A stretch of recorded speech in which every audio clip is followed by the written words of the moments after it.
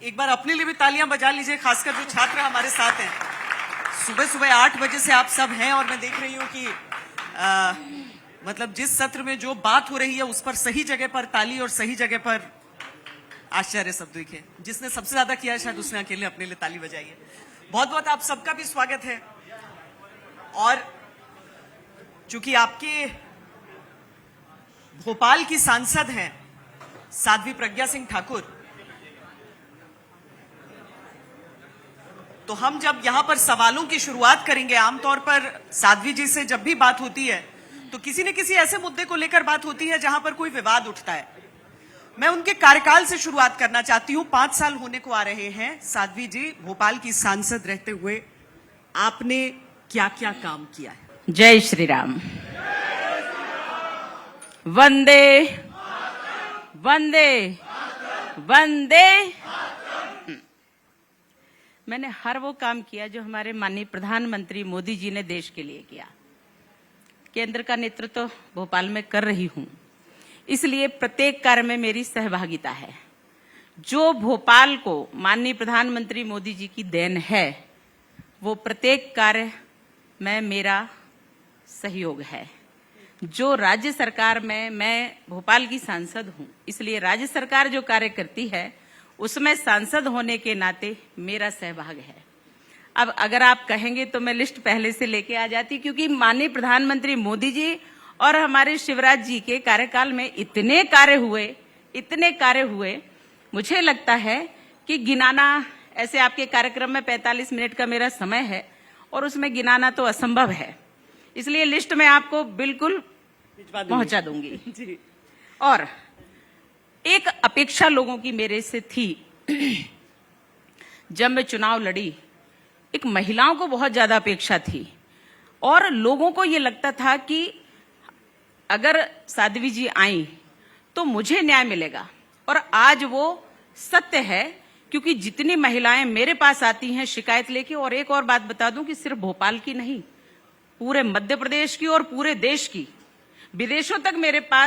विदेशों से भी मेरे पास मेल आते हैं और वो भी अपेक्षा करते कि मुझे भी न्याय दिलाइए।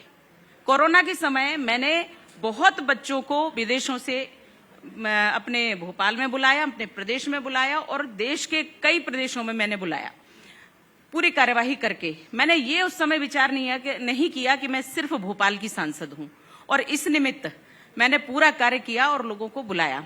बड़ा सहयोग माननीय प्रधानमंत्री मोदी जी के कार्यकाल में रहा और बच्चे आए वापस अपने अपने स्थान पर, अपने अपने घर पे। दूसरी बात कि जब जो लव जिहाद चलता है, उस लव जिहाद में जितनी लड़कियां फंसती, जितनी महिलाएं फंसती, एक कोई सेक्स टॉर्शन करके बोलते हैं, उसमें तो मेरे ही पास कॉल आ गया, मेरा ही वीडियो बना के उनने सामने डाल दिया। और ये मैं बहुत जल्दी में बता रही हूं आपको कि मेरा ही वीडियो उन्होंने डाला। मेरा रात को 1:30 से 2:30 बजे तक पूरी कंप्लेंट की उनकी। कब की बात थी सर? मैंने केस किया यहाँ भोपाल में, लगभग आज से 4 महीने या 5 महीने हो गए होंगे। तो मैंने किया। यहाँ के पत्रकार, यहाँ के नहीं, कई जगह के नेताओं ने कहा साध्वी जी आपने ये क्या कर दिया, आपकी बदनामी हो जाएगी। मैंने कहा बदनामी उसकी हो जो करता है, जो गलत करता है। मेरा वीडियो गलत दिखा करके आप कह रहे हो मुझसे बात करिए। एक लड़की का, सुंदर सी लड़की का फोटो, दीदी प्लीज मुझसे बात करिए। मैंने कॉल किया, वहां से वीडियो कॉल आया तो मैंने ऑन किया तो उसमें गंदा सीन दिखा, और गंदा सीन दिखा तो मैंने तत्काल उसको बंद किया। ये है क्या, जानकारी नहीं। तुरंत पैसे मांगने लगे, अगले दिन पैसे मांगे। मैंने तो उसी समय कंप्लेंट कर दी। तुरंत उनकी कार्यवाही हो रही, और उस कार्यवाही में राजस्थान के एक गांव से जिसमें यही काम होता है, उन लोग पकड़े गए और अभी भी जेल में हैं। अच्छा। तो मैं समाज को वो न्याय दिलाती हूं जो अपेक्षा है लोगों की। लव जिहाद हो, भूमि के विवाद हो, मारपीट हो, पुलिस के केस हो, पुलिस वालों कंप्लेंट नहीं कर रहे, कहीं कुछ नहीं कर रहे, अन्याय हो रहा है उनके साथ, पैसे दे के लोगों ने कुछ कर लिया, आरोप नहीं लगा रही हूं, पर जो अभी तक चला आ रहा है कांग्रेस के समय से, वो सब जो नियत लोगों की बनी हुई है, वो नियत ही खराब होने के कारण ऐसा भी होता है। और उसमें मैं लोगों के साथ ईमानदारी से खड़ी रहती हूं। अगर बेईमानी का काम आता है मैं बिल्कुल नहीं करती। गाड़ियां पकड़ी जाती हैं, हेलमेट नहीं लगा पकड़ी जाएंगी, लाइसेंस नहीं है पकड़ी जाएंगी, मैं बिल्कुल सहयोग नहीं करती। मैं कह देती हूं अगर आप गलत हैं, आपके पास लाइसेंस नहीं है, आपके पास अगर वो नहीं है हेलमेट नहीं है या और कोई कारण है या गाड़ी के बिल्कुल ही कुछ पेपर नहीं है, आप जा रहे हैं और स्पीड हाई स्पीड में है, बिल्कुल मैं नहीं छुड़वाती गाड़ी। मैं कहती हूँ पुलिस वालों से बिल्कुल इनकी कार्यवाही करो, क्योंकि मैं अगर लाइसेंस नहीं है, हेलमेट नहीं है, आप आगे जाकर के किस खतरे में आ जाओगे, तो मैं आपकी मृत्यु का कारण भी हो सकती हूँ, दुर्घटना का कारण भी हो सकती हूँ। हेलमेट नहीं लगाए हैं, हो सकता है हमने गाड़ी छुड़वा दी, 100 मीटर जाके आपका एक्सीडेंट हो जाता है, हो सकता है आपका सिर में चोट आए, हो सकता है आपके साथ और बड़ी दुर्घटना हो जाए। तो मैं निमित्त बनूंगी इसकी कि मैंने गाड़ी छुड़वाई और बिना हेलमेट के वो व्यक्ति वहां तो गया। आप जिसको मदद की जरूरत है उसको साध्वी जी ने मदद पहुंचाई है। पिछले 5 सालों में लोग आपके पास आते हैं समस्या लेकर। लव जिहाद का आपने जिक्र किया, आप मतलब निरंतर इसमें लगी हुई हैं। क्या माँ बाप आते हैं या फिर? माँ बाप भी आते हैं, बच्चे भी आते हैं, कुछ लड़कियां ऐसी आती हैं कि हमारे माता पिता को पता न चले, तो मैं उनको उस तरह से डील करती हूँ, उस तरह से उनको समझाती भी हूँ और उनका साथ भी देती हूँ। पर साध्वी जी, कई बार जो ये युवा जोड़े हैं वो ये भी कहते हैं कि हमारी मर्जी है, इसमें क्यों बीच में पड़ रहे हो। एक बच्ची को आप लेके भी गई थी एक फिल्म दिखाने, बिल्कुल बिल्कुल, केरला स्टोरी, पर उसने शादी कर ली अपनी मर्जी मुताबिक। शादी तो नहीं की, एक्चुअली ये शादी नहीं होती। जो बच्चे 18 साल की भी नहीं, 15 साल की थी, तब से उसको उस चक्कर में फंसा रखा था, आप कह पाएंगे कि उसका विवेकपूर्ण उम्र थी? वो नहीं। उस उम्र में, 15 वर्ष की उम्र में उसको उसने फंसाया, पूरी तरह से उसके लोन निकाला, बहुत सारी चीजें ऐसी की कि उसको एक तरह से भ्रमित कर रखा, और वो लड़की बिल्कुल नहीं समझ पा रही है। माता पिता तो उनके लगता है बेवकूफ हो जाते हैं ऐसे लोगों के, लड़कियों के, जिनको कुछ समझ में नहीं आता। जब उनकी दुर्गति होती है उस समय वो आती हैं कि अब हमें बचा लो। तो अब आपको क्या बचा लो, अब आप स्वतंत्र हो, कुछ भी करो। देश में तो अधिकार है चुनने का। 19 साल की हो गई तब मेरा ख्याल है नहीं, उसने- 15 साल की। नहीं, वो तो आपने शुरुआत बताई ना, बाद में तो ये अधिकार देता है हमारा तो मुझे संविधान। तो ऐसा लगता है कि ऐसे लोगों पे, जब से 15 साल से उसके साथ ये हो रहा था, तो जो दूसरा पक्ष है उन पे कार्रवाई होना चाहिए, और मैंने प्रयास किया। क्योंकि 15 वर्ष, जब वो लड़की की 15 वर्ष की उम्र थी, तब से तुम उसका शोषण कर रहे हो, तब से उस लड़की को तुमने इस प्रकार का बना रखा। वो लड़की को कहीं और सोचने का, विचार करने का, किसी से मिलने का, उसको अपनी जिंदगी जीने का कोई अधिकार ही नहीं था। वो पूरे समय उसमें व्यस्त रहती थी। उसका कारण है कि हम घर में संस्कार नहीं दे पा रहे हैं, हम उनका संरक्षण नहीं कर पा रहे हैं। ऐसे लोग जो गुंडे मवाली होते हैं, ऐसे लोग जो असामाजिक तत्व होते हैं, ऐसे लोगों को हम एक तरह से, हमारा समाज, वो समाज जो अपने आप को इन सब चीजों से ऊपर मानता है, वो समाज ही इनके बीच में आड़े आता है और वो इनको प्रश्रय देता है। क्या हर मामला लव जिहाद का मामला होता होगा जहां हिंदू मुस्लिम होंगे? नहीं, मैं इस बात को नहीं मानती। लव जिहाद उसे कहते हैं कि आप उसके साथ संवेदनापूर्ण व्यवहार से नहीं हैं, आप उसके साथ गलत मानसिकता से हैं। अगर आप छल कर रहे हैं उसके साथ तो बिल्कुल लव जिहाद है। लेकिन अगर आप प्यार करते हैं तो करिए ना। प्यार की परिभाषा वो होती है कि आप समर्पित होइए तो आप भी समर्पित होइए, ये प्यार की परिभाषा है। मैं जानती हूं इस बात को। मैं आपको बता दूं, कभी कभी कुछ चीजों को ऐसे ही ले लेना, मैं जानती हूं प्यार को, क्योंकि मैंने जब भगवान से प्यार किया तो अपने आप को सौंप दिया, और मैंने कभी परवाह नहीं की इस बात की कि अब मेरा क्या होगा। अब जो होगा वो करेगा और जो करना है वही करवाएगा। इसे कहते हैं प्यार। चलिए, अच्छी बात है कि आप हर जोड़े को उस तरीके से नहीं कह होना रही हैं। चाहिए। अगर मतलब अंतर धर्म का जो विवाह है, मतलब इंटर रिलीजन मैरिज, वो हो सकता है, सही भी होता है। जहां बरगलाया जाता है उसे आप लव जिहाद माता कहते हैं। पिता जी, का पूरा सहयोग, माता पिता पूरा विचार करके, और एक श्रेणी होती है, एक श्रेणी होती है, समझ में आता है। वो जो लड़का जिसकी आपने अभी बात की है, उसकी ऑलरेडी 2-3 लड़कियों के साथ गलत व्यवहार हो चुका है, तमाम सारे गलत वो कर चुके हैं। उस लड़की के साथ क्या न्याय? इसे लव जिहाद नहीं कहेंगे तो क्या कहेंगे? कितनी जिंदगियां उसने बर्बाद की, कितनी लड़कियों का उसने पूरा शोषण किया। क्या आप इसे लव जिहाद नहीं कहेंगे? साध्वी जी, एक लैंड जिहाद की लड़ाई भी आप लड़ रही हैं आजकल लड़ रही हूं। ये क्या है? मैं एक बात बताऊं आपको, भक्ति कई प्रकार की होती है। साकार भक्ति होती है, निराकार भक्ति होती है, सगुण भक्ति होती है, निर्गुण भक्ति होती है। हम लोग मूर्ति पूजक हैं, हम मूर्ति पूजक भी और सन्यासी हैं, इसलिए हम निराकार ब्रह्म की भी उपासना करते हैं जब ध्यान धारणा करते हैं। लेकिन ये लोग मूर्ति पूजक नहीं हैं, ये आप जानते हैं, मूर्ति पूजक नहीं हैं। उसके बाद ये मूर्ति की तरह मजार और कई स्थान ऐसे खड़े कर देते हैं, जहां जगह मिलती है वहां हरा वो बिछा के पोत के और हरा कपड़ा बिछा दिया और बस हो गया हमारा स्थान। ये जो इसे लैंड जिहाद कहते हैं, इसे भूमि जिहाद कहते हैं।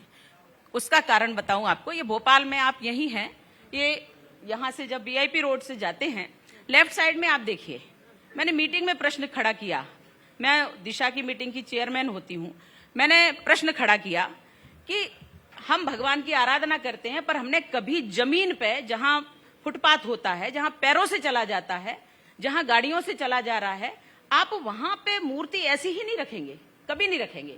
और मुझे लगता कोई नहीं रखना चाहिए, किसी को नहीं रखना चाहिए, लेकिन जमीन को कैसे हड़पें, तो उन्होंने किया इस काम को।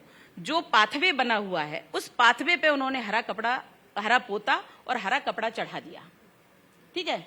अब उस भूमि पे अगर पैरों पे चलने वाला पाथवे बना हुआ है तो वहां पैर नहीं पड़ेंगे तो क्या होगा, तो उनकी फिर श्रद्धा नहीं है, इसका मतलब ये लैंड जिहाद है। उनके पास पेपर्स नहीं है, कागजात तो दूर की बात है, वो जगह ही नहीं है जो वहां बनाने लायक हो। जब पाथवे बना हुआ है तो पाथवे को कैसे आप वहां पोत के खड़ा कर सकते हैं? तो कैसे आपने क्या किया है इस पर? मैंने तो प्रश्न खड़ा किया, मैंने अभी प्रशासन को बताया है, प्रशासन उस पर कार्यवाही करेगा, अगर नहीं करेगा तो फिर हम अपने तरीके से करेंगे। हमें क्या करना है वो हमें करना है, और शांतिपूर्ण तरीके से। मेरे पास एक काम के बहुत सारे अच्छा, वो आपने शांतिपूर्ण शब्द बोल दिया है, नहीं तो अभी इस पर भी आपत्ति होती है आपकी बात। कैसे कि आप भड़काने की बात कर रहे हैं, इस पर हम देखेंगे। नहीं, देखिए ऐसा है, ये देश भारत है,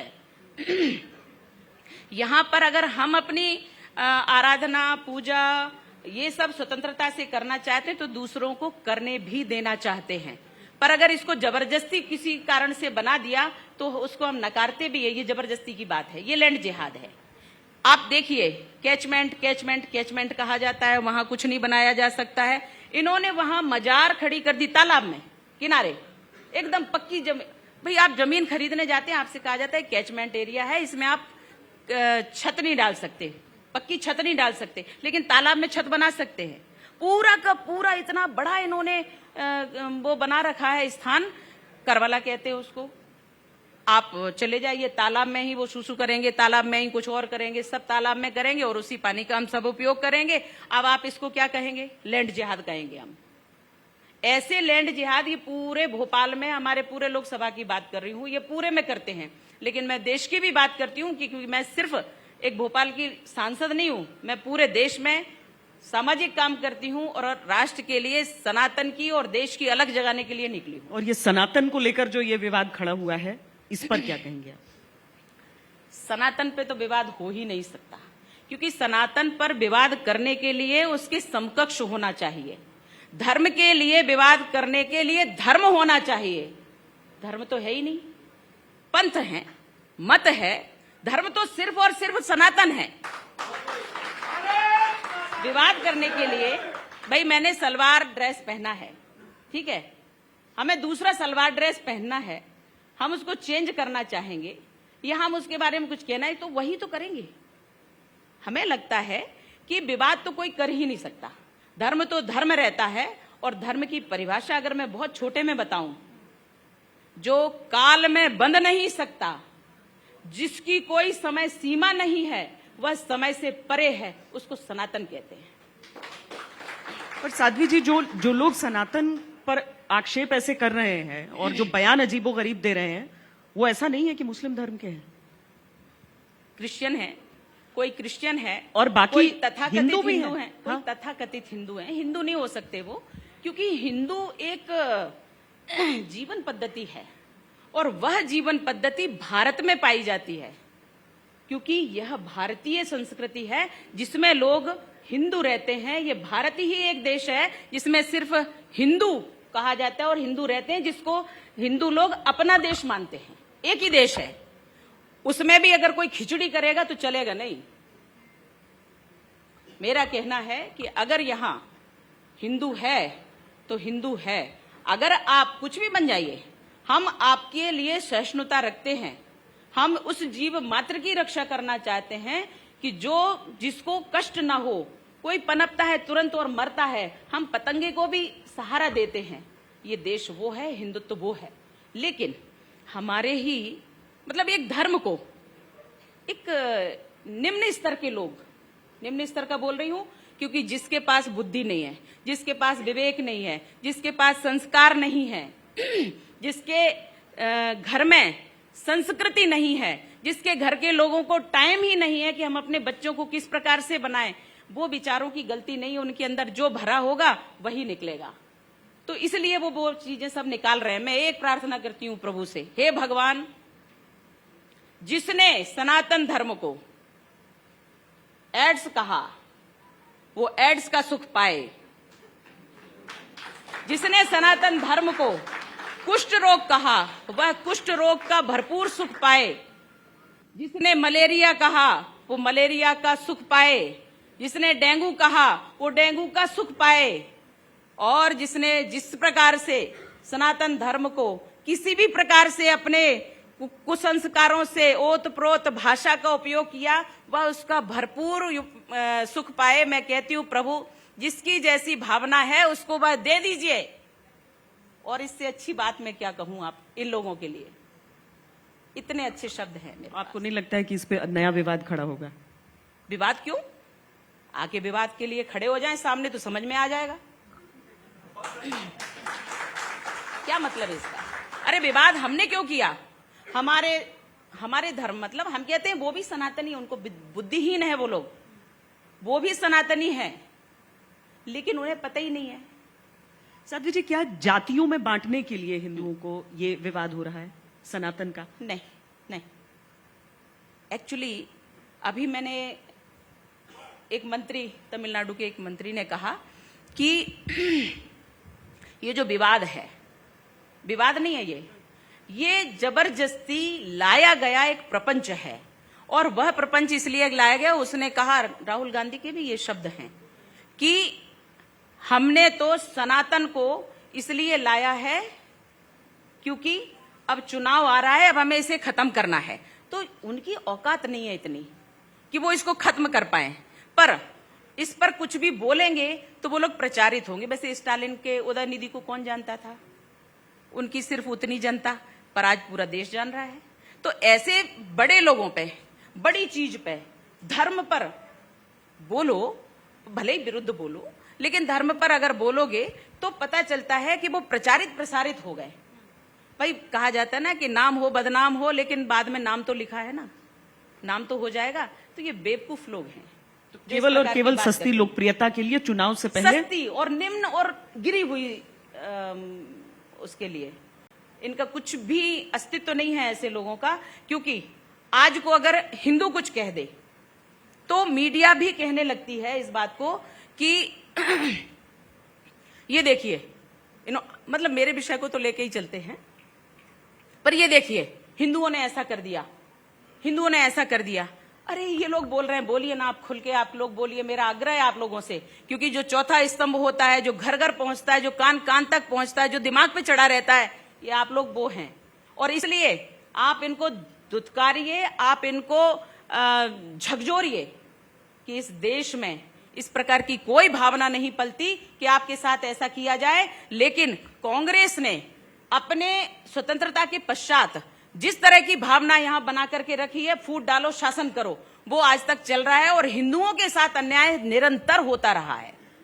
अब जाने क्यों पीड़ा हो रही है। हिंदू अपने स्वाभिमान में है, और स्वाभिमान में अगर हिंदू, एक बात पूछ रही हूं, आप लोगों से पूछती हूं कि अगर हिंदू भारत में रहता है, भारत उसका स्थान है, धर्म उसका सनातन है, तो अगर वो यहां रह करके उसके आराध्य शिव जी हैं, शिव जी की पूजा नहीं करेगा तो कहां जाकर करेगा? मक्का मदीना में नहीं कर पाएगा, क्योंकि हम यहां करेंगे, ये स्थान हमारा है।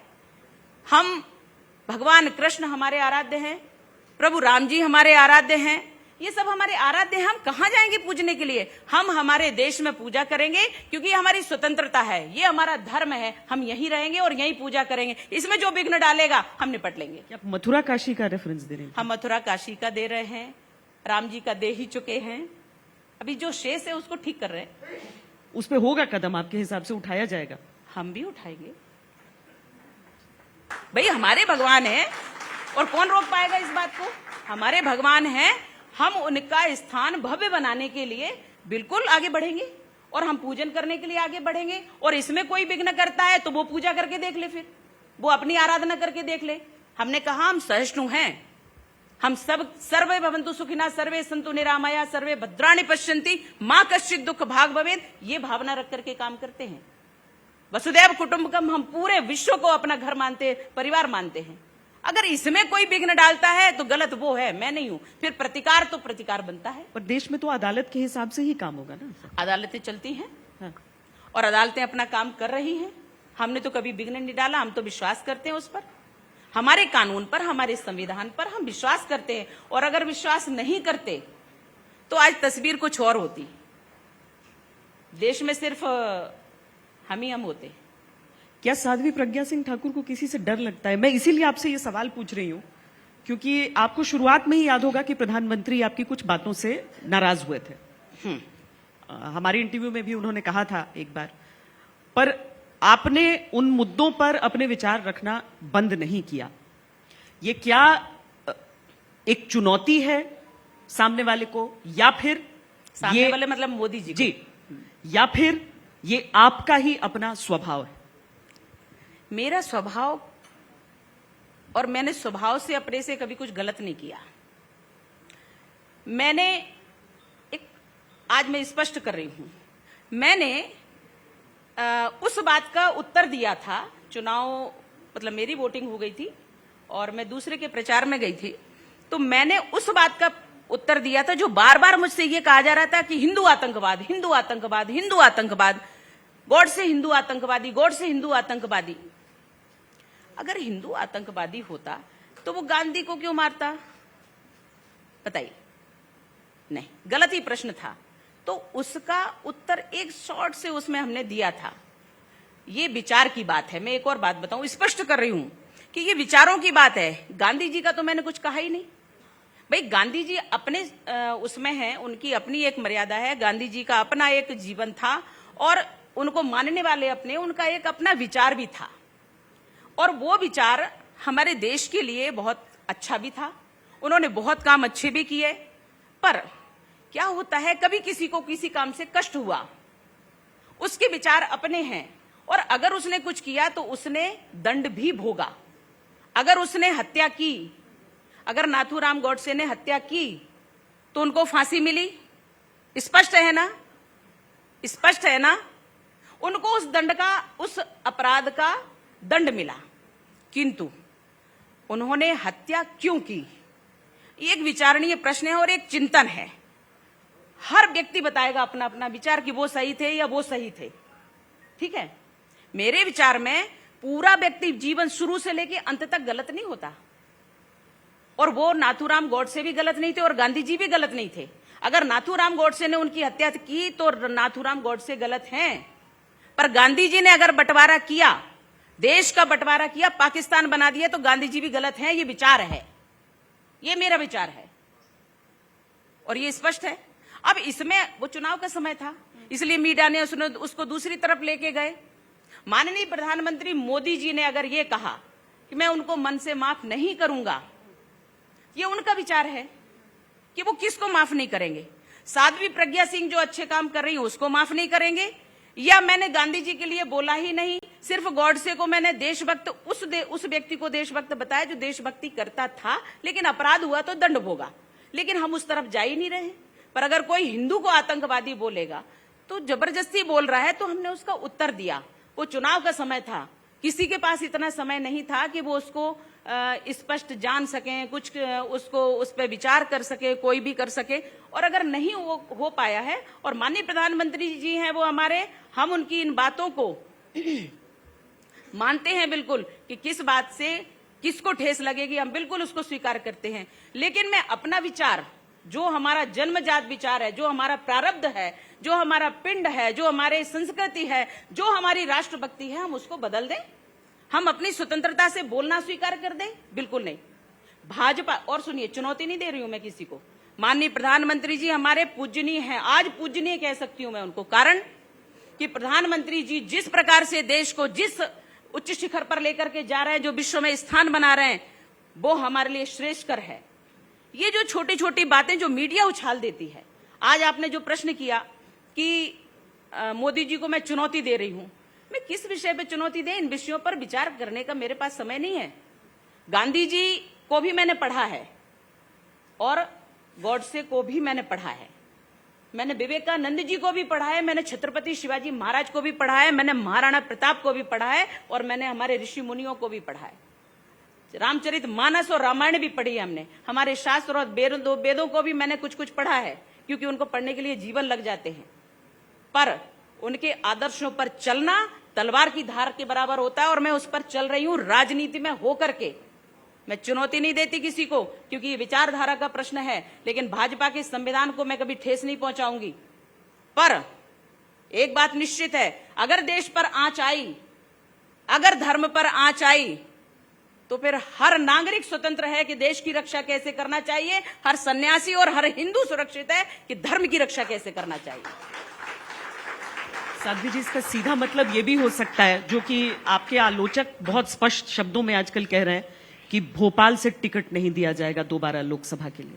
पहले कौन सा, मैं राजनीतिक व्यक्ति थी और मुझे राजनीति ने बना दिया है, और अब मान लो टिकट नहीं मिलता है तो मैं बिगड़ जाऊंगी। पहले बन गई और अब बिगड़ जाऊंगी। राजनीति से तो ना बनी हूं और ना बिगड़ूंगी। मैं अपनी विचारधारा से, मैं देशभक्ति से, मैं अपने समर्पण से जो खड़ी हूं वह खड़ी रहूंगी।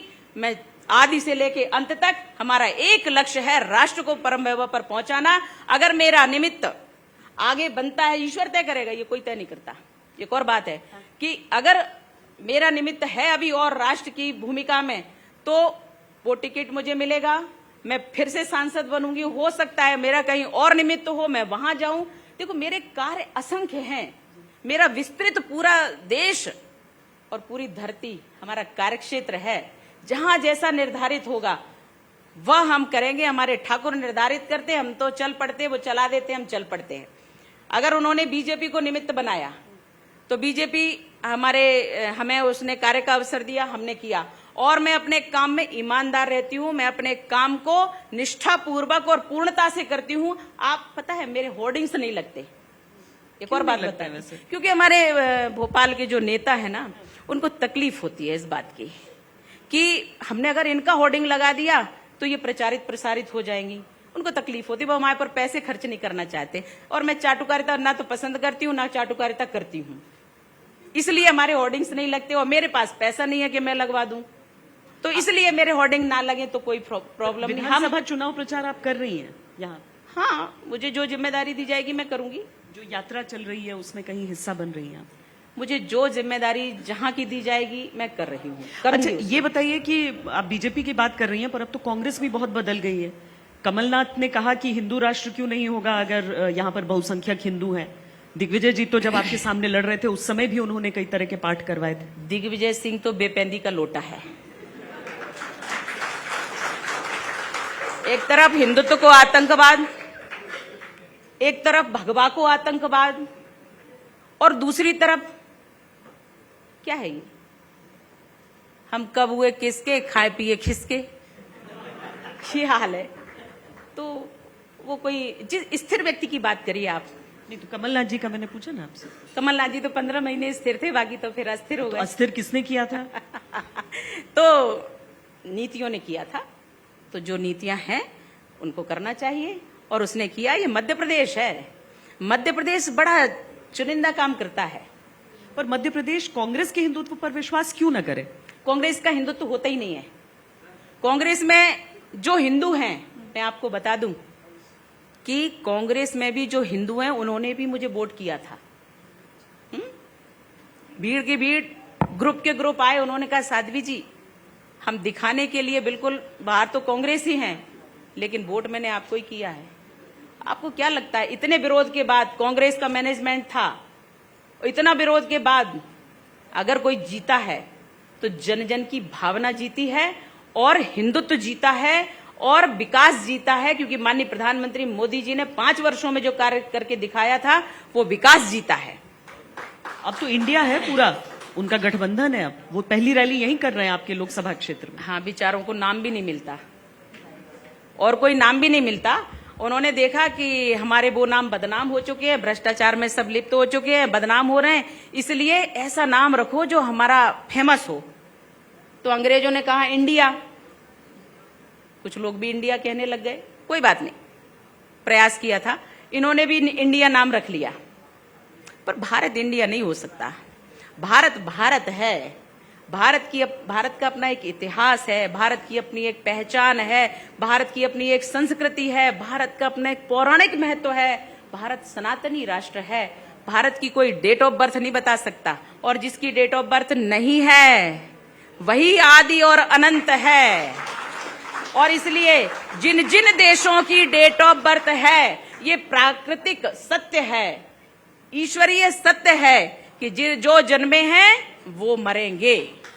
इसलिए हम तो आदि हैं, अनादि हैं, हम ना जन्मे हैं और ना हमारा मरण होगा, हम तो वह सत्य हैं और सनातन सत्य है।